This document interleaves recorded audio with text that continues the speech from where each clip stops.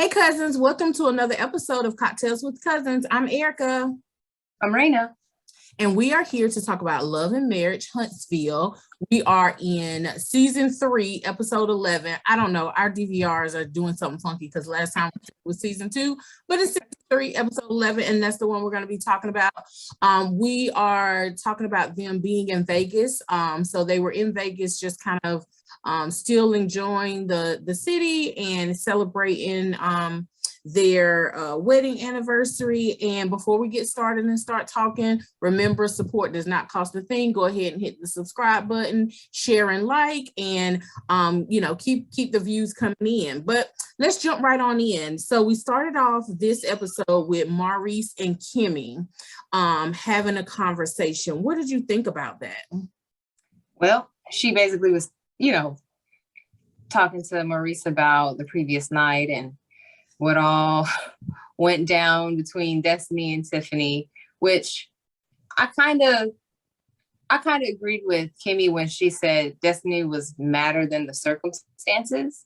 Because again, I think I mentioned as well, if Tisha wasn't like offended per se, why is Destiny offended?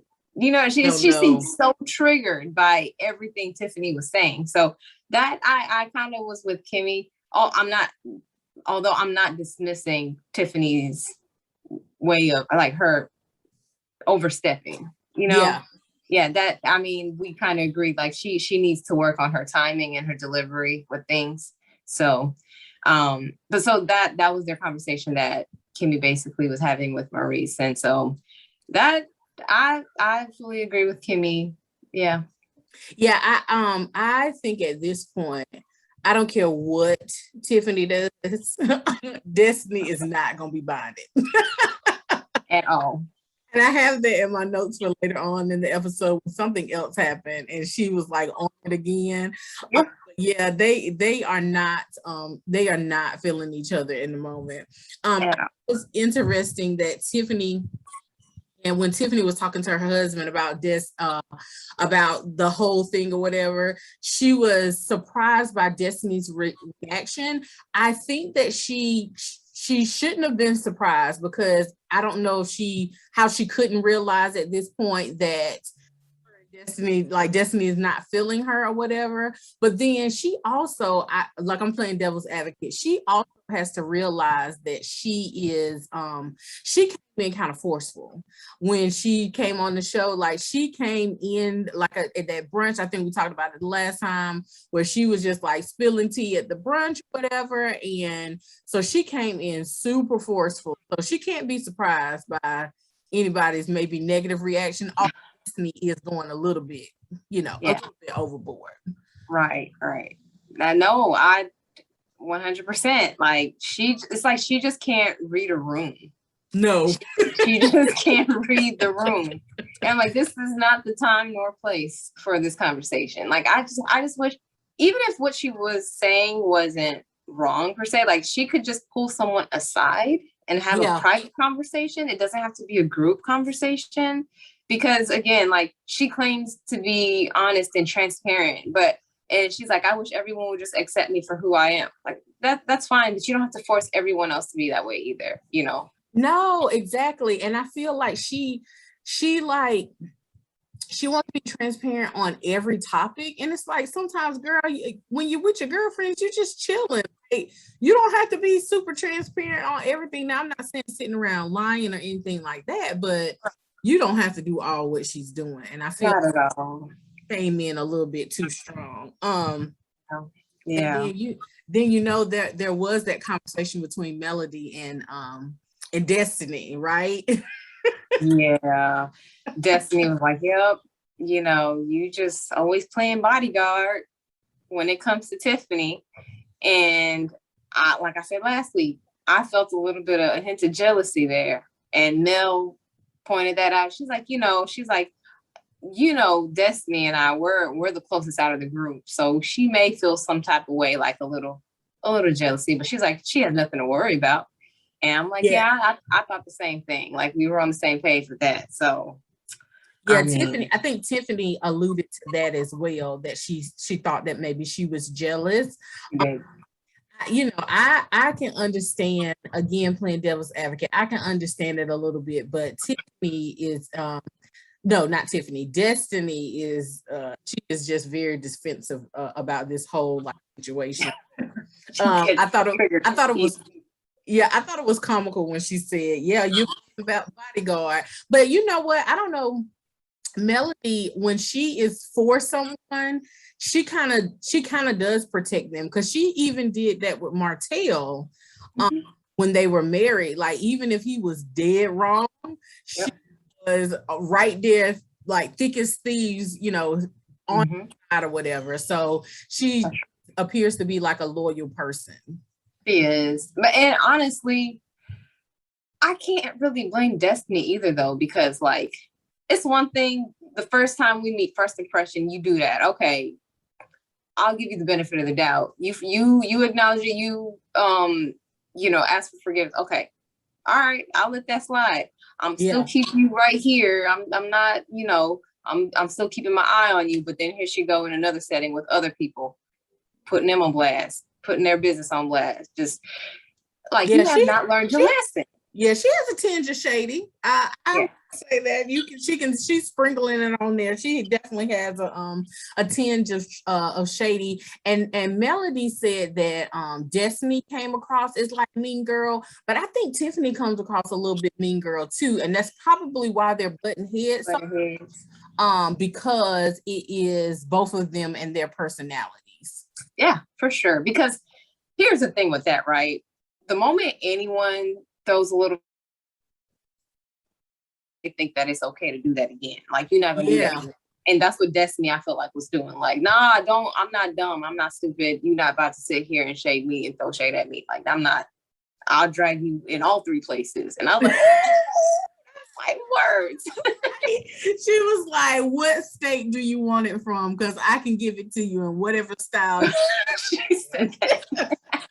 That's why I like Destiny. She's like down to earth. But she's real. Yeah, but she's definitely real in this. Well, look, moving right along.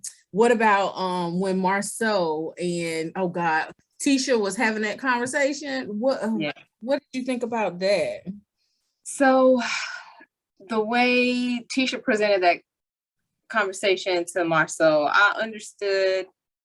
She was basically letting him know, like, hey, well, this is what I'm hearing from Tiffany, right? These whatever conversation that the guys had on the basketball court. And so she was like, so what is this that I'm hearing? Like, I'm not confident in myself. Like, are you having, what are your thoughts? And he was just like, well, one, I'm glad he did still address what the issue was with the whole confidence thing. And, but he did also let her know, he was like, why are you taking advice from people who's been married for not even a year, or divorced people, or any of these people that's coming to you? And she kept saying outside people, like maybe it was friends, family, saying something about the comments that's been made over the past few years about him and other women, and I guess the children, I don't know. And he was like, yeah, but would you take any business advice from them? Any financial advice from them? Marital advice? Like, why? These people they haven't even made it. So why are you listening to them and let them dictate your thoughts and things like that? So I could agree with him, but that's also kind of deflecting instead of just answering the question. So that's what I had down. He does it very well. Yeah, so that's what I said. I said she was talking about the rumors of him cheating, and he immediately deflected to something else. Like, he never can say, look, honey, you don't have to worry about that. That's not me. I didn't do it. These rumors aren't true. He never says that. He always deflects, and he did it here. Now, he did it with some purpose. Now, I won't say purpose, but he did it with some points, I guess you could say. Still did not answer the question. Marceau, were you cheating or no? Right. Because on the infidelity part. Right. Yeah. He always somehow deflects that question. But he did talk to her about the one. He was like, you need to consider the source. Where is this coming from? Yeah. So I'm with him on that, because a lot of times not everybody's rooting for you. They're always wanting you secretly to fail for whatever reason. So I can understand that thought process, but he did like actually finally, which was, I think, was the best thing to do when he had, what can I do to make you feel more, basically like, how can I help you feel more confident, or like basically her trusting in him as a man, as her husband, right? And that's when she was like, well, I would like for us to be spending more family time, some quality time. And she was in tears when she said it. So it's like he hears her, but he's still deflected. Yeah, and that's one of the things, like she was saying, like, I feel like that's the whole reason why she even went to the therapist, because like she's been saying this over time and time again. We've heard her say time and time again, but she does not feel heard. No. And so, you know, for him, he's just like, I want to be there, but as a man, it's like, I don't know. He's like, as a man, it's my priority to make sure that my family is taken care of, like financially. And I understand that, but tomorrow is never promised. You need to live. You have to live for today. Yeah. You have to live for today. Yeah, especially she's not asking for like a whole bunch. It doesn't cost, well, you know, I know time is money, and in business, you gotta, you know, make the deals or whatever, but he could dedicate a day per week that would be just family time. He has time to go out and hang out with friends, but he's not finding the time to be with his family. So I don't know. I question his priority with the family, because if you can find time to hang out, you can find time to film and all this stuff, then you can find time when the camera's on around for you and your wife and your kids to make memories. You know, raising kids, as you know, time goes by fast. Before you know it, they are, you know, they're not babies anymore. They're off at adults. They're going to middle school, and then before you know it, you'll be packing them up to take them to college or help them move into their first apartment, whatever the case may be. So, I mean, he's working super hard, but he's going to look back and not have the memories, and his kids are going to be like, you know, well, I don't have memories with my dad. I mean, we already addressed the fact that he didn't even know one of his children had an allergy to something. So he has to be more mindful. I wrote down jokingly, because we talked about, you know, we're with each other, we eat all the same foods, we're waking up together, we have the kids, we listen to the same music. He was like, we're spending 90% of our time together. I said, but what are we doing with the other 10%? 10%, right? That's the percentage that she's worried about, because she keeps hearing these rumors. What do you think? Do you think that there's any truth to rumors? Man, look, they've come from different places. Look, okay, so let's go back a season ago. I think Martell had mentioned when he and Marceau first started butting heads about things, because Marceau kept kind of like kicking him while he was down, when Martell was going through things with Mel, and Marceau kept kind of like poking at the bear, you know. And Martell, that's when he finally snapped and was like, well, that's when he mentioned the 20 women's. The 20 women's. So it's like, where did it not, although Martell did apologize and said he apologized to his son, saying that was just a lie, I was just making that up. But I feel like there's some dirt somewhere where they were hanging out together at a bar or whatever, and he was hitting on somebody. I have a lap dance went wrong or something. Yeah. And speaking of lap dances, would you, I don't know how you feel about that. The whole wedding thing, like when Maurice, his bachelor thing, they went to the strip club. I mean, Martell definitely was not. He was already struggling in his marriage at that time, and I was like, "Yeah, Mel can't watch this because it's really gonna be over. It's gonna make her mad." Look, I'm all for men having a good time with each other. That for some men is like a rites of passage. Just going to hang out with boys, smoking cigars, having some drinks at the strip club. I'm good with it as long as it is entertainment that is hands-free. Let's put it that way. Okay. I can accept that because I was over here like, nope, hell no. No. And I say that because like, whether you with your boys or not, like to me, I never understood the whole strip club thing only because it's like they're saying, oh, this is the last time you single man. Yeah. Well, you may be you in a relationship though. Yeah, you are. So you're not single and you touch other women. That's no, I'm good. Not my man. That ain't happening. Look, I'm like I said, hands free. I'm not gonna be broke, so I get it. But yeah, I question their oh God, I can't even think of the word I want to say, but that boundary was kind of questionable. I don't know if it was a line there or if it was imaginary or not. But yeah, it has to be something to those rooms. Like, I don't know. They say that, but then sometimes, like you said, people aren't always for you or rooting for you, and they could be that type of situation too. Yeah. Now, the interesting thing that I saw was when she mentioned about the recommitment. So she was kind of hinting towards, this ceremony that she had planned, and he was like, "Yeah, no, we can do it in private." And she was like, "You mean you wouldn't want to just do it for fun?" And he was like, "No." Yeah. I mean, he kept saying how it's because it's a serious matter and it's his vow, so he takes it seriously.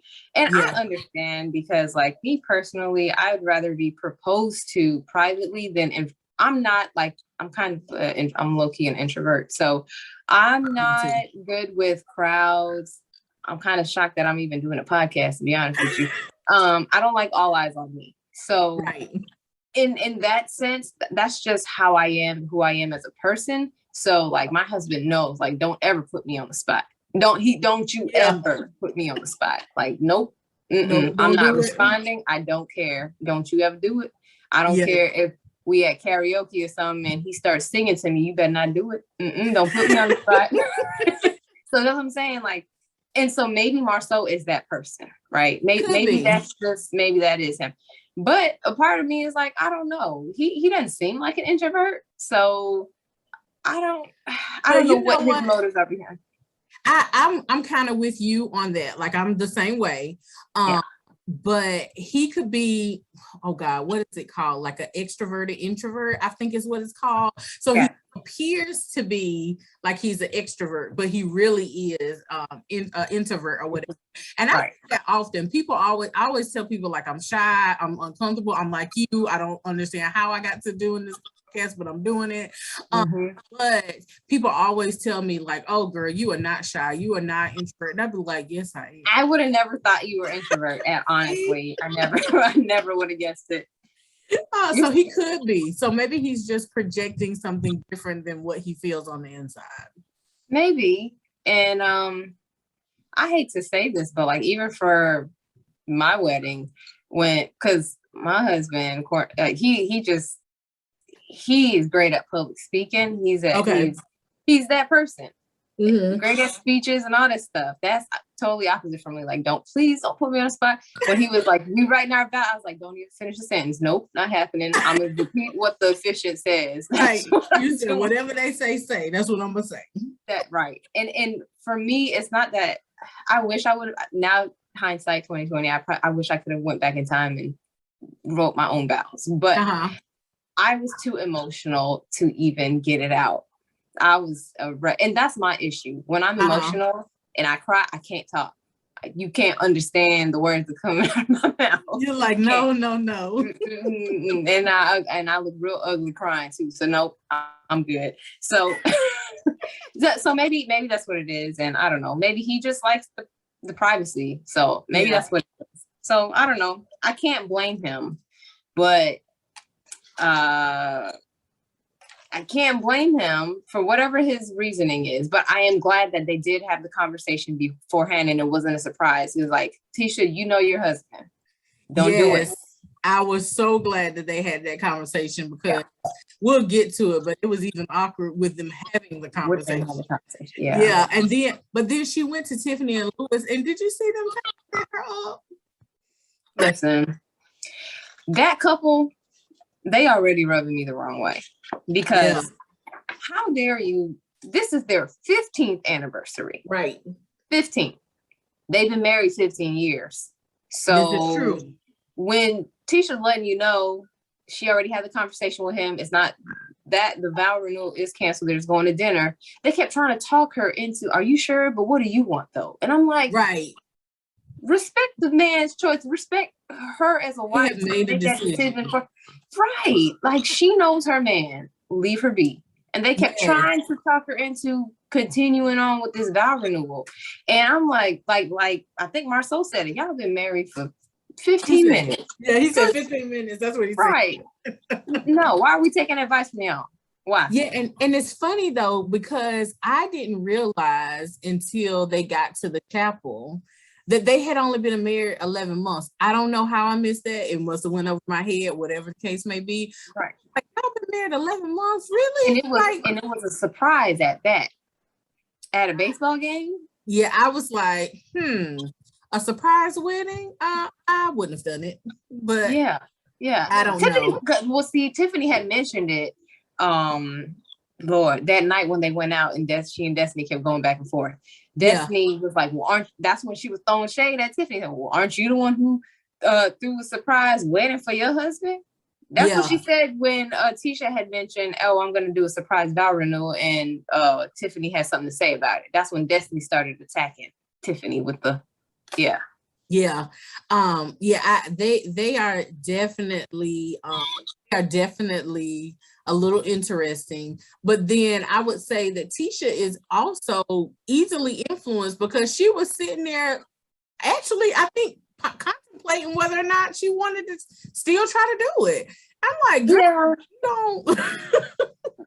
I mean, I think what happens is like the way they pose the question, she kind of thinks about it before, just instead of just sticking to what she said already, she'll think about it. Like, that would be nice, like that. But then at the end, as she was walking out, Tiffany said it again. She's like, oh, Tisha had told him, make sure you wear your best attire, cocktail. Yeah. And as she's walking out, Tiffany's like, yeah, because we're going to the chapel, right? Yeah. And Tisha was like, nope, just dinner. So she did stick with it, but it's like, you're right. I feel that she is very easily influenced. And I think that's why Marceau has he's so controlling. Like he's the dominant one in the relationship because she kind of easily is influenced by whatever he says. So that's one thing. Going back to their conversation that I kind of wrote down, like she'll say something, and then even when he was like, well, who are you getting, this information from? Would you trust them? That's a part of I feel like how she's kind of easily swayed with him. He made valid points, but then I would have also come back if I was her and been like, but this is, these are the things that keep coming up and I'm not getting a direct answer from you.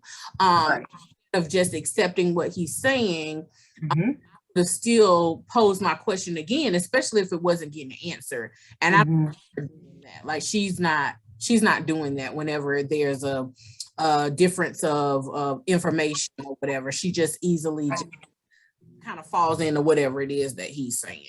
Right, totally. And I feel like he's one of those, this is just me judging Marceau. I feel like he's one of those people who will never answer directly because if it comes out later that such and such was true.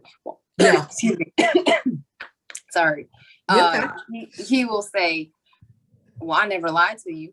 No, that's what he'll say. Because he didn't directly give her an answer. That's true. That I feel like that's why he doesn't directly give her an answer, just so he's not lying to her Right. And Which makes you think you must have something else to say, but you're not saying it. Right. And that's the part where she's like wanting him to reassure her, right? Yeah. But his reassurance is, where's this coming from? Right. Who is the source? Like, just deflecting. Just answer the question. What did he say? I don't listen to outside people. If it's not what I want, then it's not what I want to hear. And I don't, whatever. I can't even remember all the hard that he was saying, but it was wash. I will just say that. Yeah.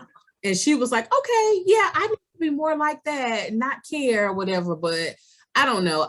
I do believe that is a quality to be able to brush off what other people have to say about you if it's, negative and, you have naysayers. But in the situation of our marriage and there's rumors of infidelity, like, I want you to reassure me. And that's right. 100%. Not. Right. I forget to mention when Tisha did first walk into Tiffany and Louis' room to talk to them, Tiffany asked, "Are we okay?" And Tisha did, well, she was honest, but she said, well, I don't think it was the right time or place for that. So I'm glad she did let her know. And I thought that was, I think for Tisha, I think that's growth on her part too. After watching her through the first and second seasons, I'm like, I'm glad she's speaking up for herself and putting her foot down. And this is the line. Like, I think it was wrong place, wrong time for that conversation, because it was supposed to be positivity for celebrating 15 years, not negative comments, right? Yeah. And so there was that. But then you notice Tiffany didn't even apologize. She was like, "So, but are we good though?" Like, right? Where's the apology, ma'am? You could have apologized. Yeah, in her confessional, she was like, "What did she say? She was going to work on her timing." She said timing. Yep. Okay. Yeah. So she said she's going to work on her time, and I was like, "Girl, you need to work on a few more." A whole lot. But she didn't stop there. It's a but though. But I wish the other ladies would just accept me for who I am and that my transparency, blah, blah, blah. And I'm like, there we go. That's not fully, taking responsibility for your actions in the. No. Oh yes, I put that down. She does not own up to what she's doing. No accountability whatsoever. And it doesn't help that her husband is like, yeah, boo, you be you, do you, don't let people not let you be transparent. I'm like, transparent or mean girlish, like which. Right. But anywho, okay, so then they're at this chapel. Right? Well, the ride over to the chapel. Go ahead, go for it. Destiny, who was asking? There was some conversation with Kimmy and Maurice, and Destiny made a comment. She's always thinking everybody's eyeing her or they like her, because she alluded to Kimmy's son. Oh God, looking at her before, and I'm just like, girl, not everybody's looking at you like that. Because she had mentioned how Kimmy and Maurice's eyes kind of lit up about what are they? Oh, they had mentioned her shirt had came off when they went clubbing, and that whole thing. I'm like, Destiny, stop it.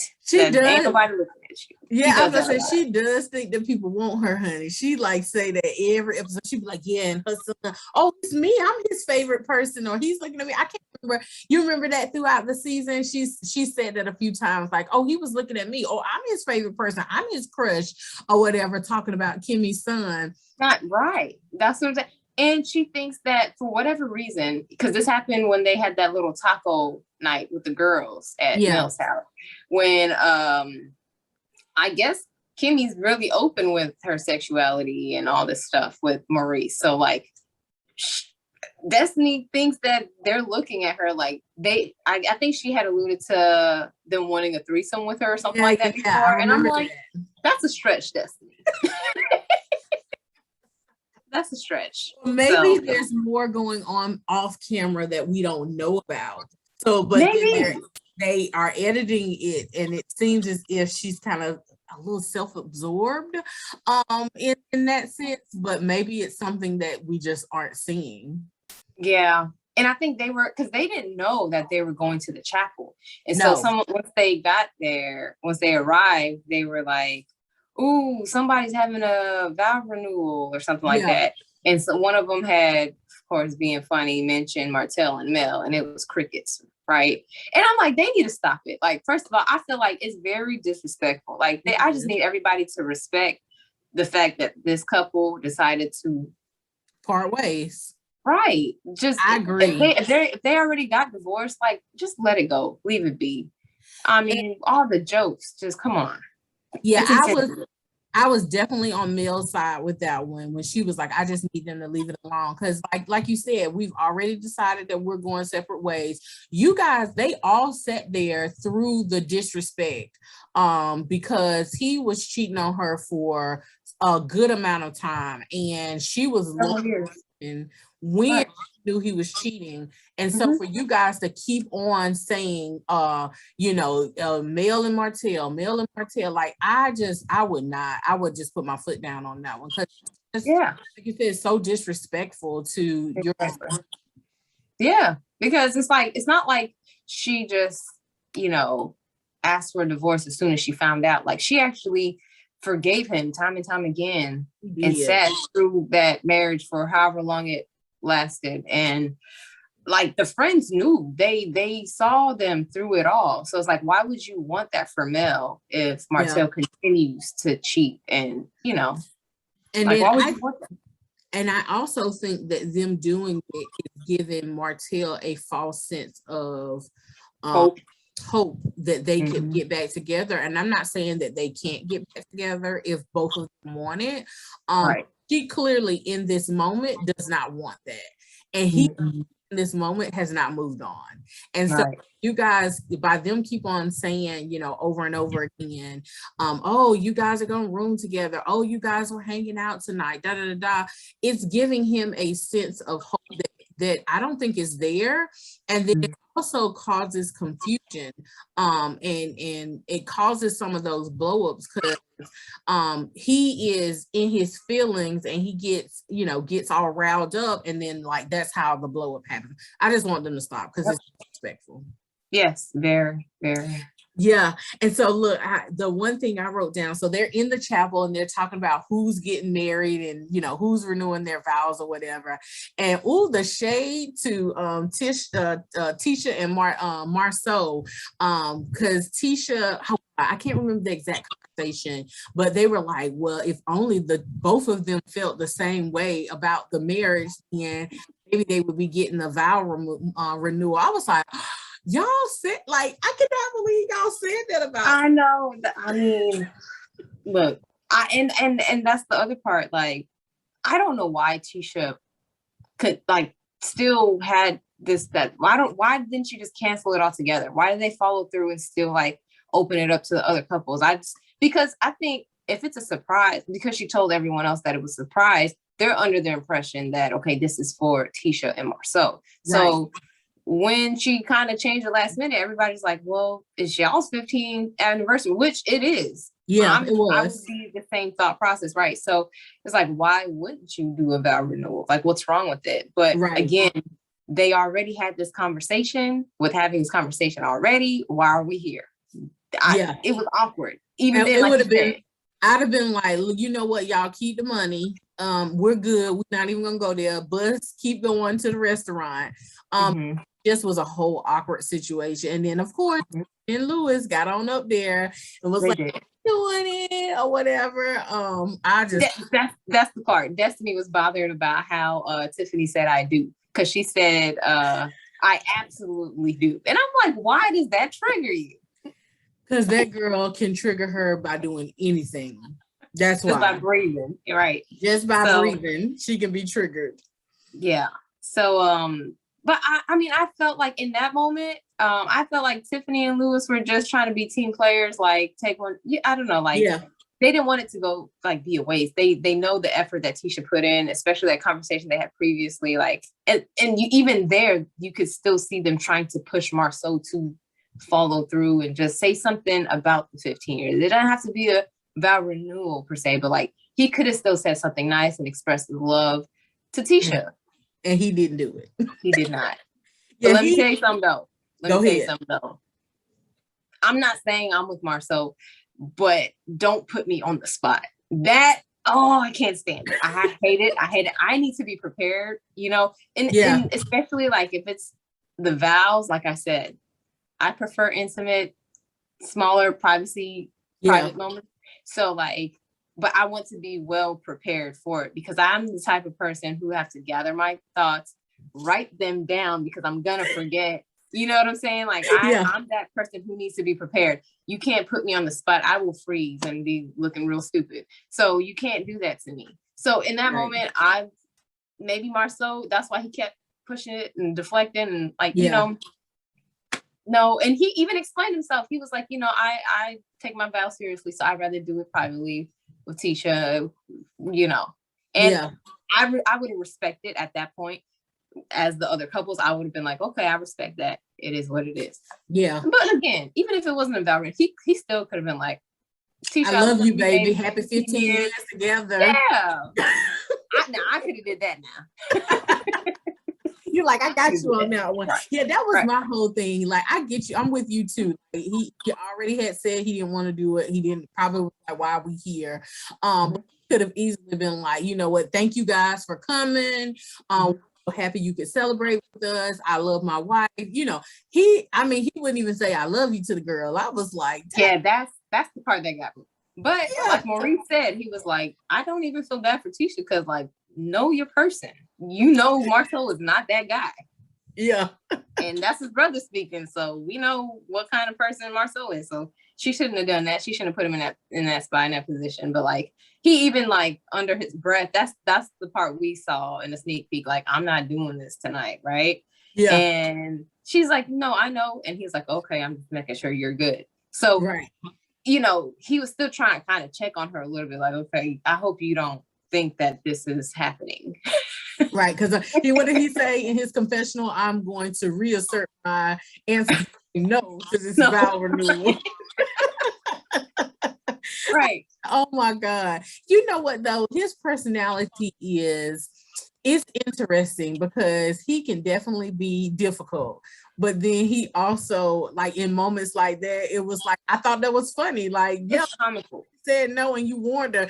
As soon as I saw that scene where he was telling her, no, I don't want to do it, I was like, then what in the heck would she still go to this doggone chapel for? Like when the episode started, I was like, why would she even put herself in that position or whatever? So, I mean, he kind of said what he said. So, and she agreed to it at that time. That was the time to object when they were in private versus in front of everybody else. And that conversation is what saved that moment. Because I at that point, that was on Tisha for following through with that, right? So yeah, exactly. Now, because Mel even pulled Tisha to the side as they were walking out of the chapel and was like, "Well, I know how much your marriage means to you. Like, I wish, you know." He could have said something, and that's when Tisha kind of explained, well, you know, we'll have this conversation, and you know how Marceau is, and she of course take up for her husband. And of even in the chapel, like I feel like Mel, she almost kind of, she said it with an attitude. She was kind of coming at Marceau sideways, like, well, you should have seen her face when we walked in and you didn't want to, you know. And so in that moment, Tisha was like, well, I could speak for myself. And she said what she said. So I'm glad she did that because it made Marceau look like the bad guy in that moment. Had Tisha not really spoken up, because again, they had a conversation about this. So this is true. This is true. And they were having I just need them to be respectful. When somebody has said something, like they seem to push the boundaries on that. That's what it is. Yeah. Yeah. They don't have boundaries. Yeah. So they're they're not respecting the boundaries there. But I'm glad that Tisha and Marceau kind of stuck to their guns and did their thing. Although I do wish he would have been like, "I love you, girl," or something. Yeah, he could have threw that in there. Yeah, something. Oh my goodness! All right, so dinner. Yes. So, what are your thoughts on this dinner situation? I felt like the dinner was fine. There was like no blow-ups where I felt like there could have been words exchanged, especially when Mel had brought up something that Martell had said, where he had wished that she would end up with someone who breaks her heart. Like, who wishes that on someone? That's exactly. That's, and it could have blown up, but it did not, thankfully. Unless they cut it out and edited it out. But I'm glad. I mean, come on, Martell. Like, you don't wish that on nobody. And then I'm also glad that the guys kind of jumped in for Mel when, like, Marceau was like, well, because Martell said something in response to Mel bringing that up, and something about like, why was the best thing since. Oh yeah. When he said he said something to the effect of you thought that you were the best thing when you were with me or something. I can't remember what was said either about her being the best thing or whatever, but but you thought you were the best thing when you were with me or whatever. She could have easily blown up on that one, right? But Marceau jumped in and he was like, well, the difference, she didn't compare you to other men, talking about how you're not this, you're not that, or like Martell did Mel, talking about, well, she's pleasing me, she's satisfying me, right? And I'm like, yeah, because there's no coming back from that. For me, that's the utmost disrespect. Like, you just, you know what? My thing is, I'm not all other women, or whatever. Like, I'm me. So talk about my record. Don't talk about other women and what. You don't compare your wife to other women. Yeah, like no, I'm this me. Another that I thought could have caused a blow up is, I don't know if you saw it throughout the episode, but he said several times that him and we did touch on it, but him talking about them getting remarried. It's like, oh, I'm gonna be remarried again, and it may be Melody and whatever. And I'm like, sir, please move on. It's kind of sad. It is. He seems desperate. He does. Well, I don't know. I guess hindsight is 2020. Let's just say that. Mm-hmm. He's having a little bit of I wish I could have or would have done. Yeah, the grass isn't always greener on the other side. Exactly. And so I will assume that maybe he's getting some of that, and that's why he is saying that. But I hope he's looking at this and he realizes that he comes across as, I don't want to say desperate, but kind of and needy, even though the relationship is ended. And it's not, I can't say that it's her fault. She filed for divorce, but I think that she was provoked. And she's like, she can't wait for him to move on, honestly. Yeah, she said that a few times now. So it was funny when Marceau brought up the pillow talk between husband and wives.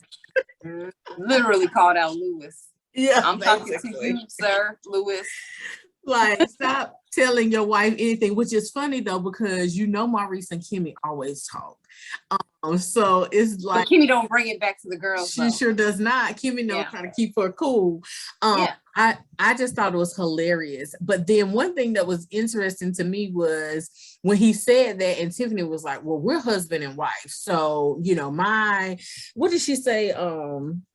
Oh God, it's my duty as a wife. And I was like, it's your duty as a wife to hear your husband's gossip and take it back to the ladies? No, not Remember at all. That being a duty. Yeah. And he was like, I'm talking to Lewis. I was like, oh! And in that moment, I thought it could have went one way or another. And I thought Lewis was gonna be like, don't you talk to my wife like that, But he did. It was Lewis still spoke up, but it's like, this is not, why are we arguing about this? But I agree with Marceau. Limit the pill time. Like, even if y'all do, I should know about it. It should not come back full circle back to me, right? It should not. Through my wife, right? No. And that's the whole point of guy code. When y'all talk, whatever y'all talk about that. And I get it, because that's how girl code is too. Like, what we talk about, that's for us. That's not for you to run and tell your husband and come back and tell my husband, like, what's the point of me telling you? I could have told him I might as well myself. just had gone to him in the first place. Right, exactly. So limit the pillow talk, and like, even then, if you do tell your wife, she should know better not to repeat those things. Exactly. So he done told you in confidence. Okay. And you come and tell her, and then she's like, "But let me tell you what your husband said, sir, ma'am, really?" Yeah. Like, Come on. how disrespectful is that? And they keep. Go ahead. No, I was saying they keep talking about being transparent and blah blah blah. I'm like, that.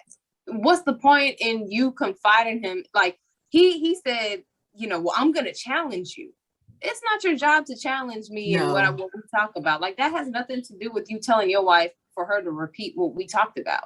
So, and I am all for friends holding friends accountable, because if a friend is shooting some yin yang, I want you should expect that person to at least be like, but do you think that's right? Like, or something. That's for the conversation that we had. Now I'm gonna hold you accountable after I done told my wife and she didn't told your wife. Now I'm gonna hold you accountable. Said on the basketball court, like, or, are you thinking about it? Are you doing what you're supposed to? That's when you hold your friend to accountability, but not than play telephone with the message. Right. Basically, I felt like a good example of that was first season when Martell, I think he had another phone, a separate phone. They were at like the ballpark, or they were washing their cars or something. Yeah, they were like Marcel, Maurice, and Martell, and they were like, "You got a second phone? Like, come on, man, they were letting him know, like, bro, that's not how." Yeah. What kind of husband are you? You don't do that. Exactly. And then they were letting him know, like, this is not okay.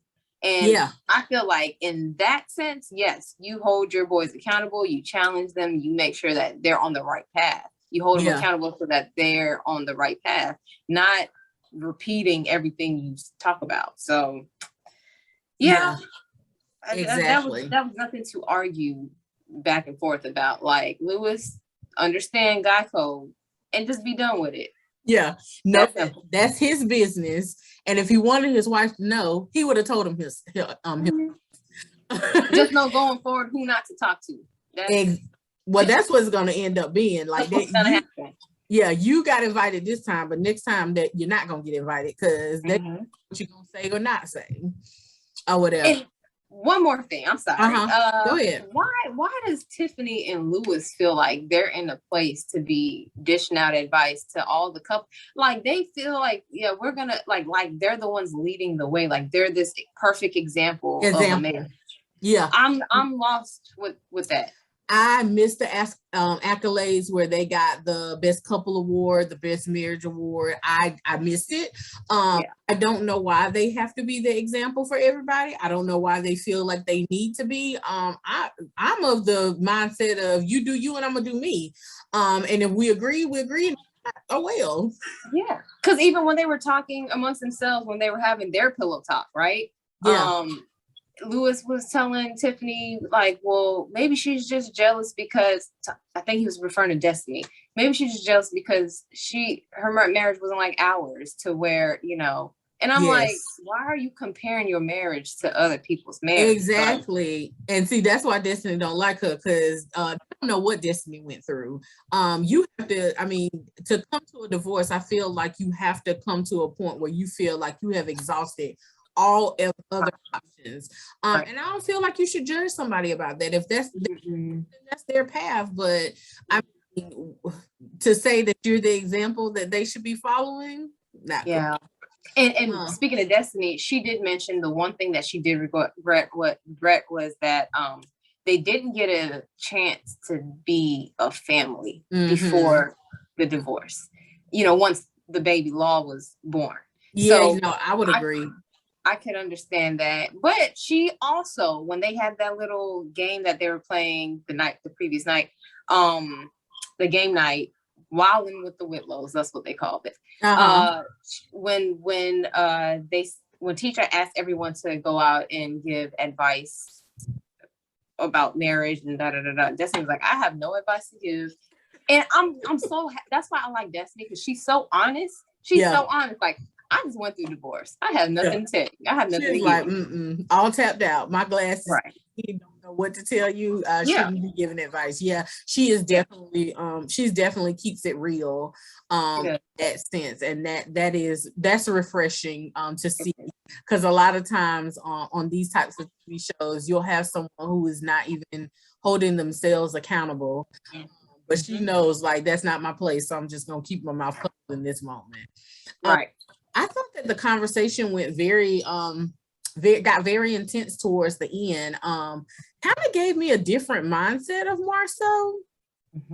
Started talking about how he was feeling and being depressed, and I just saw him it for a second, because Marceau has the reputation of kind of being an ass. Very much so. Yeah, and so when he was speaking of his feelings and everything like that, kind of just was like, you know what, maybe it comes across like that, but maybe it's just misguided, and he is truly confused and doesn't know how to express that, which is very common. As you may know, it's very common in African American families for mental health to be like on the bottom of the totem pole when it comes to healthcare. What did you think of that conversation? Didn't know what to say about Marceau, because I was like, what? That's where he went with it? I was a little confused, but I mean, I guess to each their own. Yeah. Yeah. What was I gonna say?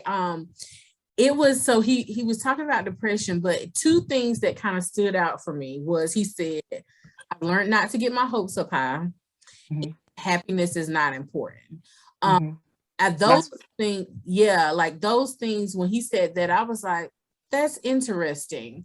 I feel like, so he was speaking of those because the conversation was about their marriage.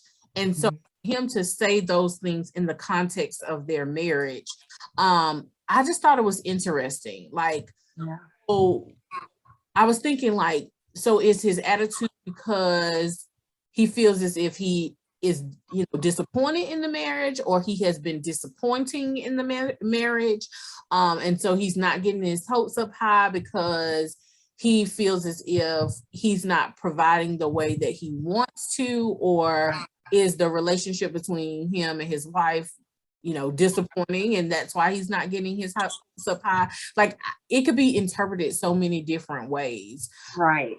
So I just know it just came out, in my opinion, it came out negatively.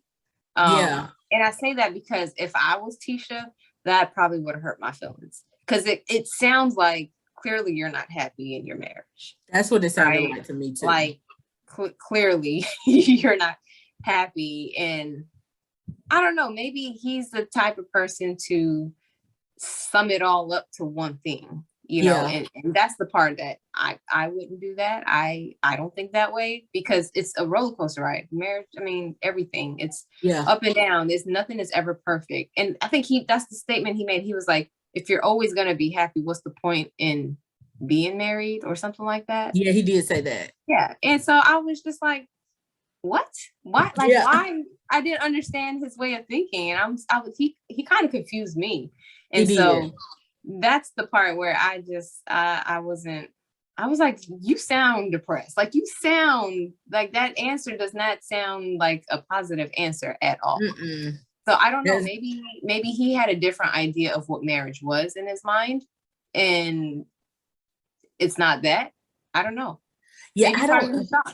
Yeah, a lot of times people do have idealistic views of what they think marriage is, and then you get in it and you're like, this is not for the birds. This is for the birds. Like, this is not for the weak at heart, or whatever the case may be.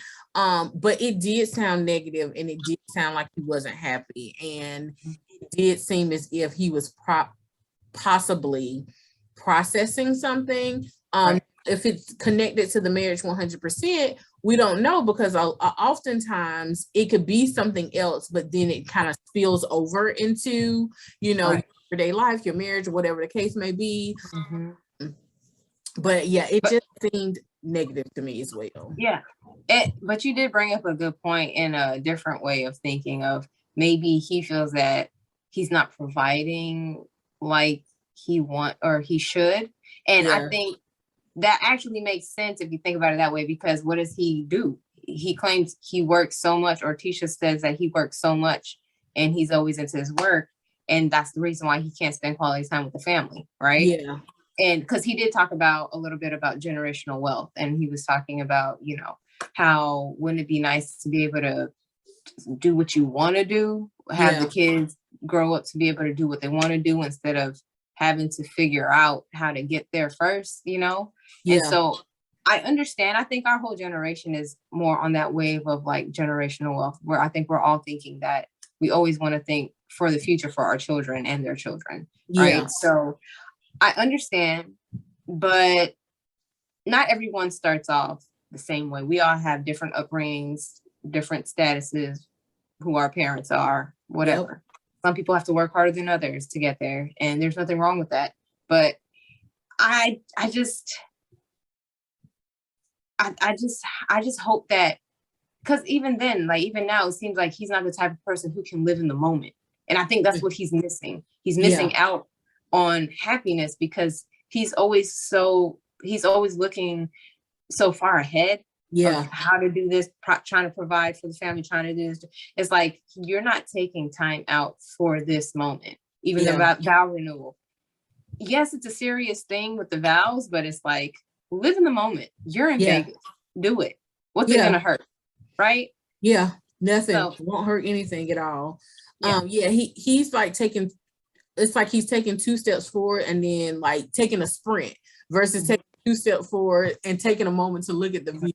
Exactly. What he has done. It's always what's next. But you know what, even with that though, so we're saying, okay, so maybe he's possibly disappointed, depressed in what he's provided for his family. But then saying that and being able to say, I want to create generational, generational wealth, and want, kids to be able to do what they want to do versus what they have to do to earn the money or whatever.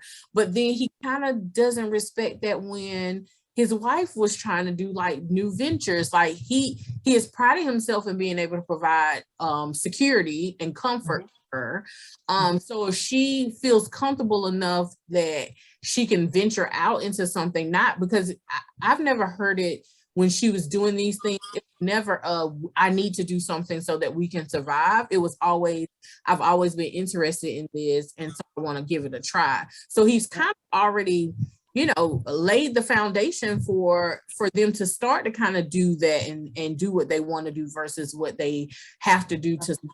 So I don't know. I feel like in that thinking, if we're thinking along those lines, then that's kind of,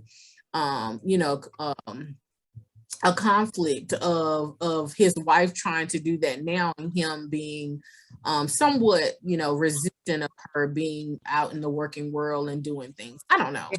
I feel like that's that old school mentality coming back into play of, well, I'm the man, I'm the head of the household, so I need to be the provider, and you can just stay at home and watch your kids. And that could aid also into a depressive feeling too, if he feels like he's the man of the house and she still feels as if she needs to go out and work. That could cause maybe causing him to be unhappy.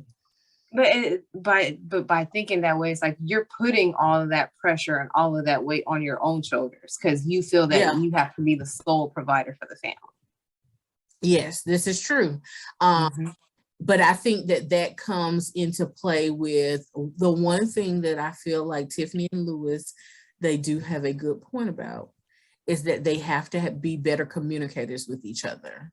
So that could be eliminated if they have good, eliminated, because I mean, if you're in your own mindset and think that's what you have to do, then you may not be able to eliminate it, but you can definitely relieve some of the burden off of your shoulders if you're communicating with your wife and she understands and can let you know, like, hey, I'm appreciative of what you're doing. We're taken care of. You don't have to work as hard. Like, we're okay. Just having that conversation. And I do believe that their relationship, as seen across seasons, in my opinion, could use more communication. Right. And I mean, that's probably back to Tiffany and Lewis, they may think that they're experts now because this is their second time around. Yes. For both of them. So I'm not saying they're experts, but I'm sure they've learned a lot from their first marriage. Yeah, this is true. Yeah. I always say experience is the best teacher. So they definitely have some knowledge what to do, but they are still fresh in this relationship. And I need them to stop being the king, self-appointed king and queen in Huntsville. Right. Oh, they haven't even made it a year yet. Come on now. Exactly.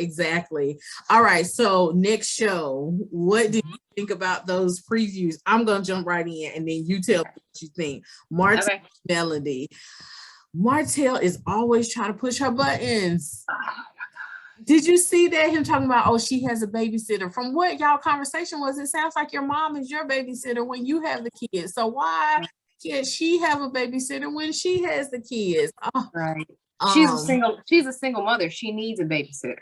Exactly. With 4 kids. One is still a baby or a toddler. So right. Do you know? I can only imagine the schedule that they have with 4 different kids. I got 2, and only one of them is old enough to be like really active and stuff. And I don't have much time to do a whole bunch of anything. Yep. I mean, so he talked about the babysitter, which I feel like we just discussed, it's 4 of them. You need help. You're not together. Yeah, you need help. Exactly. Y'all needed help when y'all were together. So what do you think it happened? There should be no judgment with how they're being raised if they're using their resources so that she can continue to provide for her and her kids, right? Yeah, same with him. Continue to provide for you and your kids. Sometimes grandma watch the kids. It's no different than a babysitter. Yeah, exactly. I thought it was interesting because he was like, I'm gonna ask about having them full time. I saw that as he up his sleeve. Below the belt. Petty. Yes, definitely. He is trying to be hurtful. He is. He's trying to be hurtful. So I saw it as that, definitely, him trying to be hurtful. But then I also, just me being me, I was like, what is his goal behind that? Like, what is it long term? What is he trying to do? So he takes the kids away. He wants her. He said he was struggling. So is this a grab at maybe trying to get some spousal support, or, that's where my mind went to. I think it may be that. Plus, I think he's thinking a little bit further down the line. If she ever starts dating and it gets serious, he will flip a gasket once she's gonna have to introduce the kids to her new boyfriend, whatever. And I mean, that's something you have to accept once you get divorced. There is a potential. There is a big, a great possibility that the other person is going to either get remarried or be in a relationship, and they're going to have that relationship with the children. And he's too proud. His ego is just too big.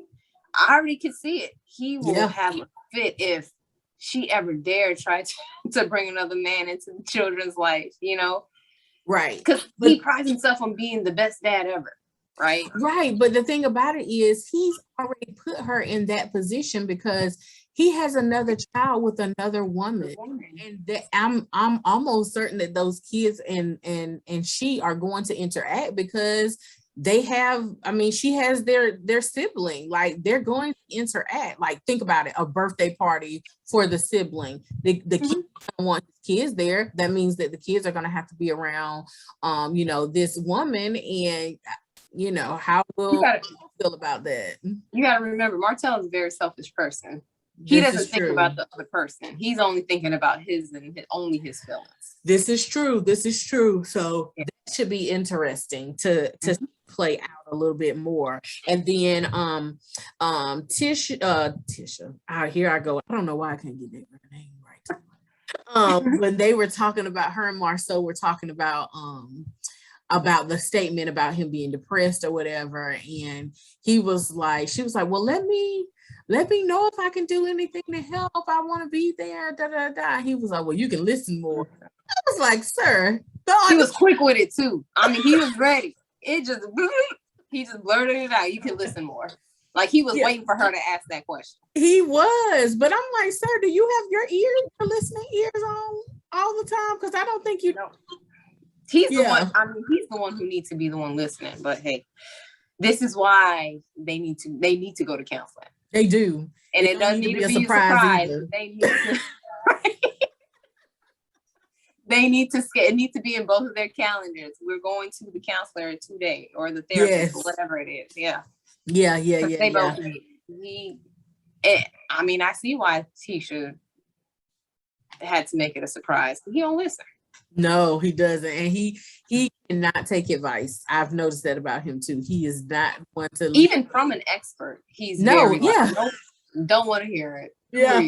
How long have you been married for? Yeah, he's exactly. So that should be interesting as well. And the only other thing that came up was Tiffany talking about her and Destiny. Destiny, working on their relationship, which I think is much needed, so that Destiny does not have to mean mug this girl every time she says something. Breathe, blink your eyes. Honestly, I think they have to do it for the show. But off camera, Destiny ain't gonna be stunting Tiffany. Because she's too real. I don't think she ain't gonna be messing with Tiffany like that. No. Yeah, she's the real transparent. Very. You want transparent? Here's transparent. I don't like you. Right, exactly. That's Destiny. Yeah. This is true. Did you notice anything else? I think that was the main things. Yeah, I think that sums it up. But I can't wait. I'm excited to watch next week's episode. Me too. And so I guess we'll come back next week and we'll talk a little bit more.